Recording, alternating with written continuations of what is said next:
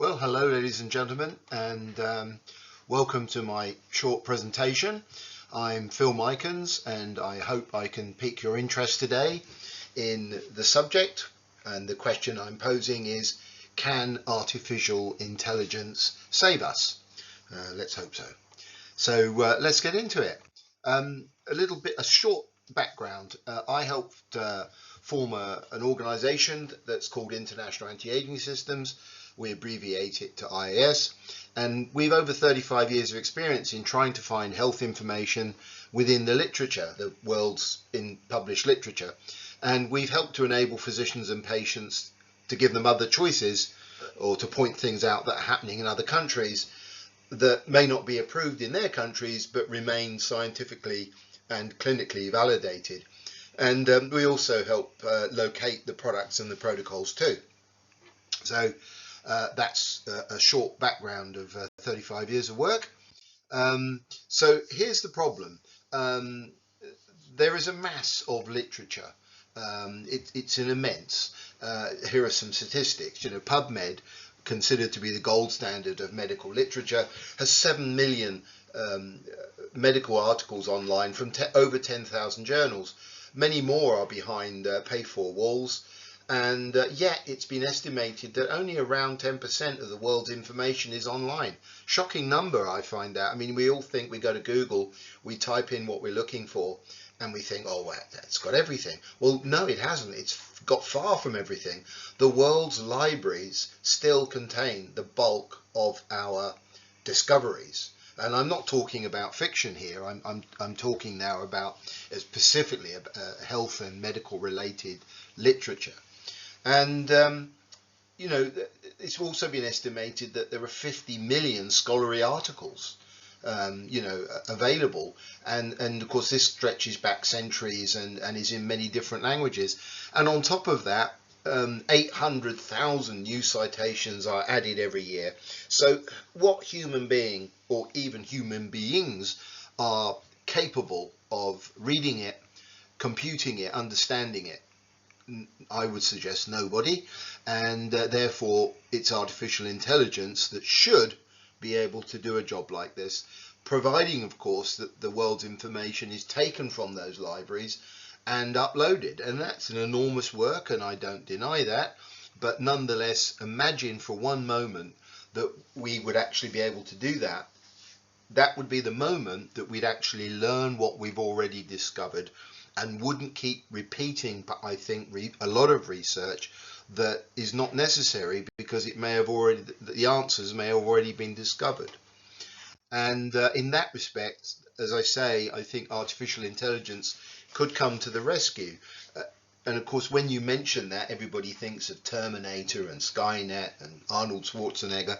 And I'm not going to get into that, and I'm not going to get into the things that Elon Musk says about the problems this may face. I'm looking at it from one perspective only.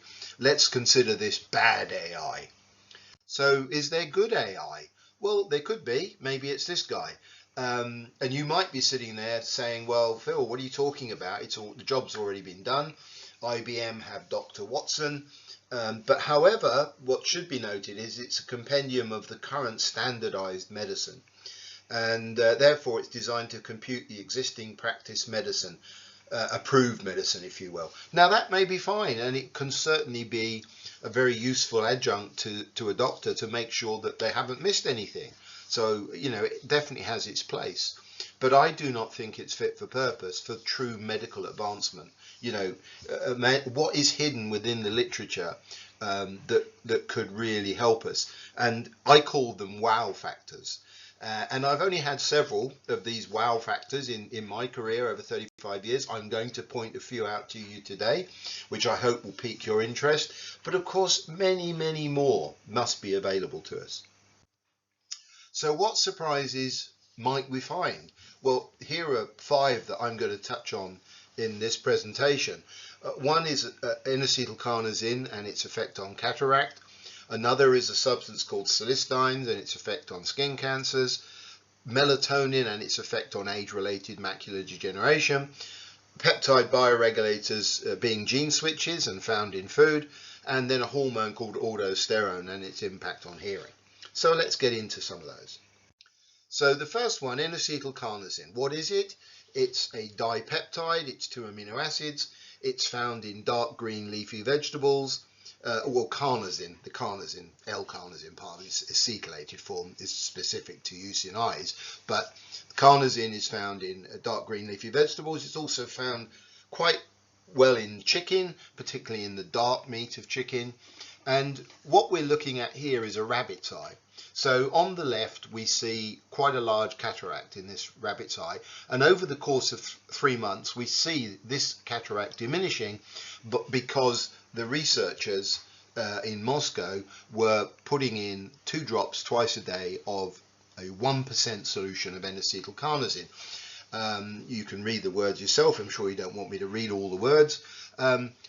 So now I just point out quickly that rabbits and dogs it works very quickly in, because they lack an enzyme called carninase which breaks down carnosine, which in humans we have, so it needs to be used a bit longer. But in dogs and rabbits, 2 or 3 months can elicit very good responses. In human trials, at 6 months, 2 drops twice a day, as you see, over 40% had very significant improvements to their cataracts. Nearly 89% had improved glare, and 90% had improved visual acuity. It's not 100%, you know, for all sorts of reasons, but is it a surprise to you to learn that there are eye drops that can actually reduce the already formed cataracts and may actually go on to help prevent the formation of cataracts? Because, you know, ultimately that's what I'm interested in, is preventative medicine and regenerative medicine. That's where we should be going, because obviously none of us want a disease, but if we get a disease, wouldn't it be nice to recover fully from it? But of course prevention is always better than the cure. So here's a schematic of the eye, and what we see is that the eye drops would penetrate the cornea, come into the vitreous humor, which is the fluid surrounding the lens, and it's within the lens that the cataract forms. It's the crystallins within the lens.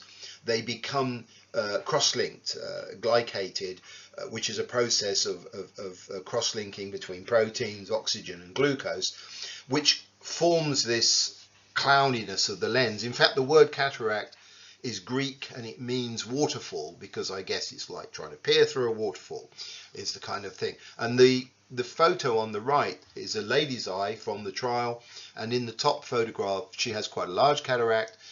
It's been described as a bat.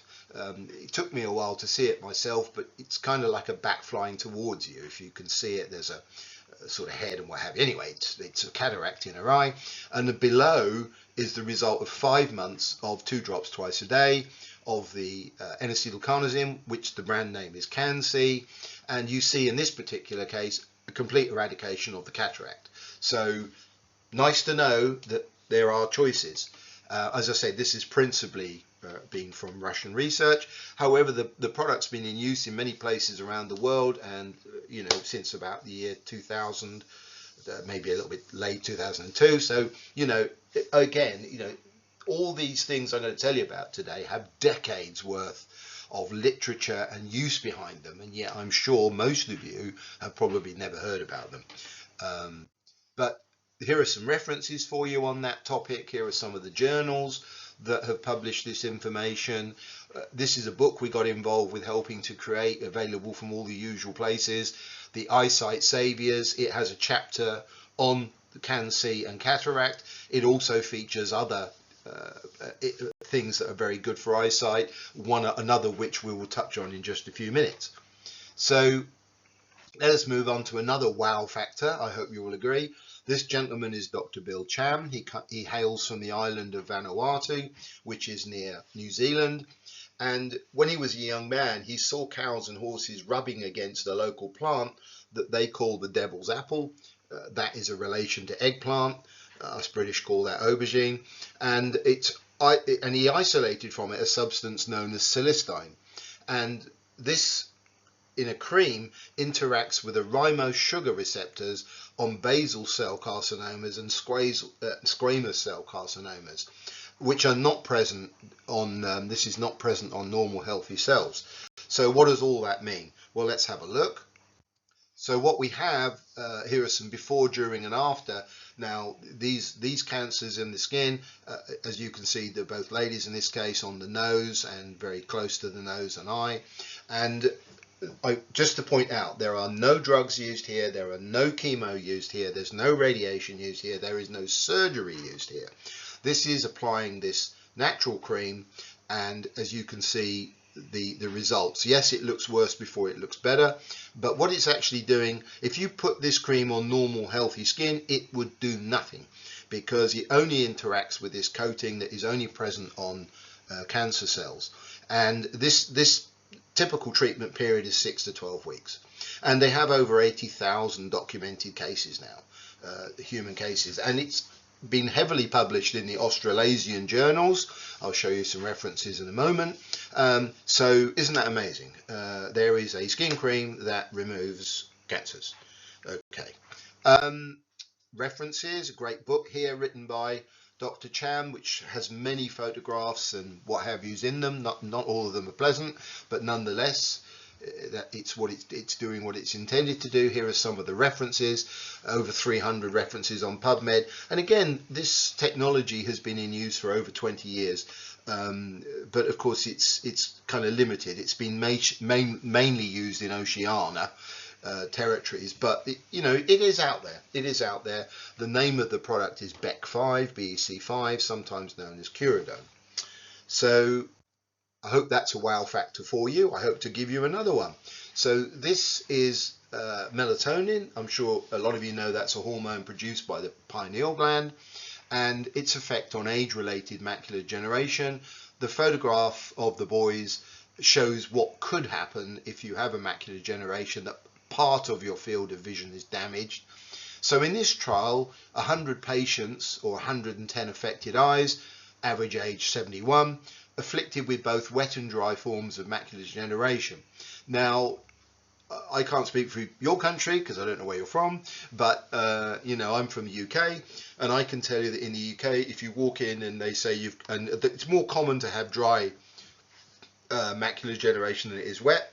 And if you go in with dry, they'll say nothing we can do for you, go home until it gets worse, and when it becomes wet, come back and see us. Not very encouraging, but if you come back with wet macular degeneration, there are about 4 different drugs that they will inject into the eyeball, and once every 3 months. They're expensive. The cost is running to about $1,000 a shot, depending on where you are, but it's expensive. And the outcome over 2 years in the trials is not very good. There's about a 50% chance of improvement. So it's a bit hit and miss, isn't it? I would suggest so. But in this trial, patients took a combination of 3 milligrams of melatonin, a relatively low dose. This is all oral, of course.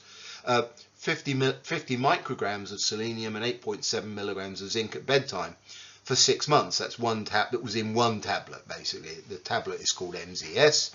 And here are the outcomes at 6 months. 93% of the patients arrested or improved their condition, 54% improved other ophthalmic issues, and no side effects or contraindications were noted. Not unless you think that better sleep, more energy in the daytime, and better well-being are side effects. It's all part of the thing about melatonin, putting people back onto circadian rhythms, etc. And also these minerals having a very important role. Here is the reference shown. It was published in the prestigious Journal of the New York Academy of Sciences in 2005. Here are some fundus pictures. Here are pictures of the backs of the eye of some of the patients that were in those trials. And I think it's very clear that on the left you see them before treatment, you see them on the right after treatment, and both wet and dry macular degeneration was significantly improved and of course, the cost of 6 months treatment of melatonin is probably like $100 or thereabouts, depending on where you get it from and where you live. So a massive difference financially to orthodox treatment, as well as the outcomes and the ease of use. So I hope you'll agree that's a decent wow factor too. And yet there are still people out there, doing research into macular degeneration, and I'm not knocking that, but are they even aware that trials exist where significant outcomes have already been achieved? I wonder sometimes. This gentleman shown here is Professor Vladimir Kavinson, one of the geniuses I've had the privilege of meeting in my life. Alas, he died earlier this year. However, he headed a very prestigious institute in St. Petersburg, Russia, which is the Institute of Biogerontology, and he discovered, and it was actually, I should point out that when they started this work in the 1980s, it was a Soviet military secret, and it was actually kept that way for a number of years and used by their elite troops, their cosmonauts, and even their Olympic teams. That is all now in the public domain, and most of it in English, although not all of it yet. And their discovery was that there are short chain peptides, that is up to 6 amino acids, found in different food groups that act as gene switches. And they act in plants, and they act in animals, and they act in us. So it's something extremely fundamental. And I believe it actually explains the epigenetics of aging through foods, and also perhaps the need for us to eat a plethora of different foods to get different genes. But of course, they've now established 21 of these that are commercially available, that's known under the name of Nature's Marvels in the Western world. And basically, you can actually, through gene manipulation, if you will, encourage different organs, glands, tissues to start performing at a better level. They are bioregulators. They work kind of like adaptogens. They will increase matters, they'll activate genes and increase matters where needed, but strangely and weirdly, they also silence genes when they're overactive. So for example, if you were hypothyroid, they would activate genes to encourage the endogenous release of more thyroid hormones from your own thyroid gland. But if you were hyperthyroid, they would actually silence genes to bring it down. It's a very strange and fundamental thing, but obviously it's been around for us for millions of years. They interact, as trying to shown in the schematic, the peptides interact directly with DNA. They do not work. They're nano-sized. They work orally. They don't have to be injected. These peptides don't have to be injected. And so it is, I think, one of the most remarkable stories I've ever come across. When I first heard him lecture on this subject in 2010, it was an epiphany for me. And I got heavily involved with this. And so much so I helped to create a couple of books. One is the scientific book shown on the right, Peptides in the Epigenetic Control of Aging, and the one on the left is a public book to introduce this whole thing, which is called the Peptide Bioregulator Revolution. And on the bottom right hand corner I'm showing a bookstore that has a lot of interesting books in this field, the longevity.store. Okay, so I hope I've rocked your world a little bit. This gentleman's a remarkable gentleman. This is Dr. Jonathan Wright, who lives in near Seattle in Washington, of course. And I could tell you as to he actually used those combinations of minerals and melatonin in his patients I spoke about earlier with macular degeneration, and he actually used to offer a money-back guarantee. He was so confident in their ability until the FDA said he couldn't do it because it was unfair to the doctors who couldn't offer a money-back guarantee. True story, folks. But another, Dr. Wright sends his university students down to the Seattle University to uncover interesting stuff. So their job is just to pick a book and start reading it, as it were. And he finds stuff from time to time. And one of the things he rediscovered, and this is why I keep coming back to why AI, imagine if we uploaded everything and let AI find it for us, what on earth would we find? He rediscovered 1940s research that highlighted that when aldosterone, that's an adrenal hormone, is replaced in folks who are low in aldosterone and have hearing difficulties, they recover their hearing. So he has mainly use dosages of 125 micrograms of aldosterone. However, we've also helped to develop an ear drop, believe it or not, with aldosterone, where a few drops placed into the ear in the morning can recover hearing for several hours. Either you repeat it or not, as the case may be, but nonetheless, imagine that. No hearing aids, get your own hearing back. And it's believed that aldosterone has a role in the ear to brain communication, essentially. Of course, it doesn't work in everybody. You need to know that you're low in aldosterone. Obviously you don't, if you have physical damage to your ear, that's a completely different equation. But most aging folks are probably suffering with this kind of problem. So, as you know, most hormones in the human body tend to, not all, but most tend to decline as we age. So this could be something for folks who are interested in getting their hearing back naturally and don't fancy wearing hearing aids. So I call that a wow factor.